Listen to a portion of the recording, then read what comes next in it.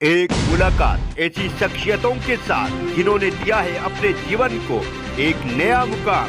रूबरू कराएंगे ऐसी कुछ हस्तियों के साथ एक खास शख्सियत के साथ मुलाकात जयदेव पटेल के साथ नंबर 1 इंडिया न्यूज पर। नमस्कार व्यूअर्स, मैं जयदेव पटेल और आप देख रहे हैं नंबर 1 इंडिया न्यूज। आपका एक बार फिर स्वागत है एक खास शख्सियत के साथ मुलाकात प्रोग्राम में। आज हमारे साथ खास मेहमान है उत्तर प्रदेश के पूर्व उप मुख्यमंत्री दिनेश शर्मा। दिनेश शर्मा जी, आपका बहुत बहुत स्वागत है आज हमारे प्रोग्राम में। दिनेश शर्मा जी, आपसे मेरा पहला सवाल है कि समाजवादी की जब भी कहीं चर्चा होती है तो शिखर में सबसे ऊपर जो नेता होते हैं उसमें मुलायम सिंह की बात होती है। आज जो हमारे बीच में नहीं रहे, कैसे याद करते हैं आप उन्हें और क्या कहेंगे? देखिए, माननीय मुलायम सिंह जी अद्भुत प्रतिभा के धनी थे। एक राजनेता के रूप में उन्होंने अपनी पार्टी को सुदृढ़ जहां बनाया, वहीं समाजवादी जो विचारक के रूप में या कहें समाजवादी सोच, समाजवाद के पोषक के रूप में उन्होंने अपने जीवन को व्यतीत किया और एक अच्छे कुशल संगठनकर्ता के रूप में उनकी पहचान बनी। मुलायम सिंह जी यादव जी की सबसे जो बड़ी विशेषता ये थी कि अपने प्रतिद्वंदी और विरोधी से भी वो स्थायी दुश्मनी नहीं रखते थे और उनके संबंध सभी प्रकार के राजनेताओं से, कार्यकर्ताओं से उनके रहे हैं और आज इसी का प्रतिफल है कि आज बड़ी संख्या में विपक्ष के लोग भी उनको देखने के लिए गए, उनका दर्शन करने के लिए गए।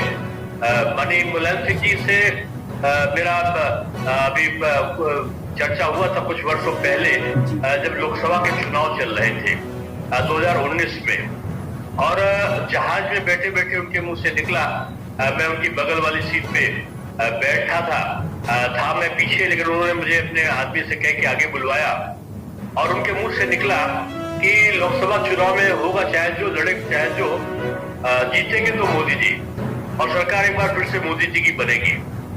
मैंने कहा भाई साहब, आपने बड़ी बात कह दी है, क्या आप सार्वजनिक रूप में इसको आप कह सकते हो?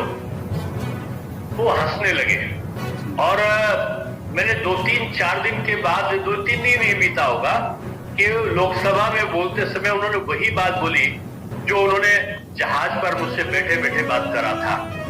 मुलायम सिंह जी बात के पक्के थे और स्पष्टवादी थे। संबंधों का निर्वहन उनकी विशेषताओं में से एक था और सभी प्रकार के लोगों से उनका व्यक्तिगत और निकट का संबंध था।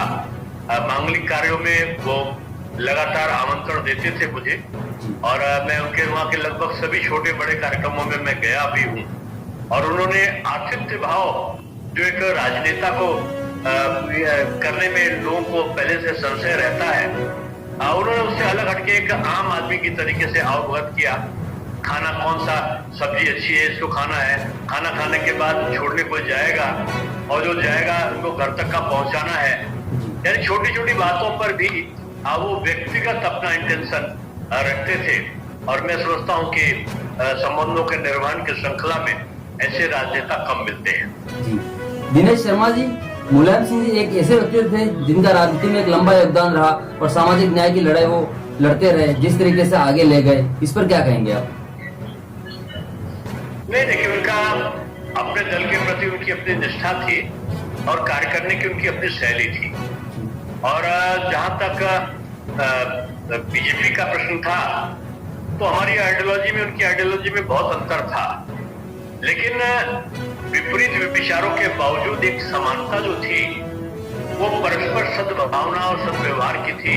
माननीय कल्याण सिंह जी और मुलायम सिंह जी जैसे लोग रहे हैं जिन्होंने संबंधों का निर्वहन किया है। उन्होंने अपनी नीति के अनुसार, क्या उनके जातीय समीकरण हो सकते थे, क्या चुनाव जीतने के समीकरण उनके पक्ष में हो सकते थे, उसके अनुसार वो काम करते थे।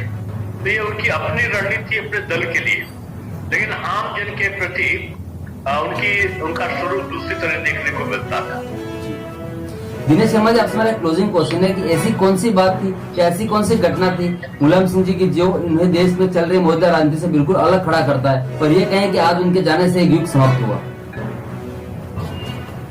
निश्चित रूप में मुलायम सिंह जी, मुझे याद है कि मैं महापौर का चुनाव लड़ रहा था और कुछ लोग उनके पास टिकट मांगने के लिए उनकी पार्टी का गए या कुछ लोग उनसे सहयोग की अपेक्षा रखने गए उन्होंने बोल दिया कि जो टिकट कोई भी मांग लो, जीतेगा तो वही दिनेश शर्मा ही जीतेगा। एक राजनेता चुनाव के समय ऐसी बातें कैसे बोल सकता है, अपने दल में भी या और लोग के सामने भी। और बाद में जब मैं चुनाव जीत कर गया तो एक कार्यक्रम में वो उनके साथ मैंने मंच शेयर किया था। उन्होंने अपने भाषण में इस बात को उल्लेखित किया कि मेरे जब टिकट के लिए लोग आए तो मैं जानता था कि इन्होंने काफी दौरा किया है, इसलिए जीतेगी, यही मैंने बोल दिया था। ये संस्मरण स्वयं उन्होंने सबके सामने सुनाया था। तो ऐसा कोई राजनेता विपक्ष के बारे में ऐसी बातें नहीं बोलता है, लेकिन वो स्पष्टवादिता के कारण ऐसे प्रसंगों को जरूर लाते थे।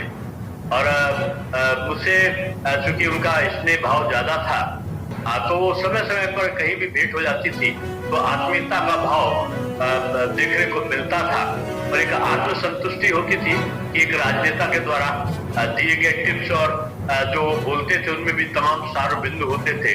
उसका विश्लेषण करने पर तमाम प्रकार की चीजें सीखने का मौका मिलता था।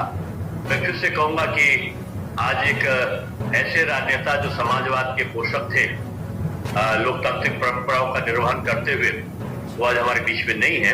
ईश्वर उनकी आत्मा को सद्गति प्रदान करे। दिनेश शर्मा जी, आपने नंबर समय निकाला, उसके लिए बहुत बहुत धन्यवाद आपका।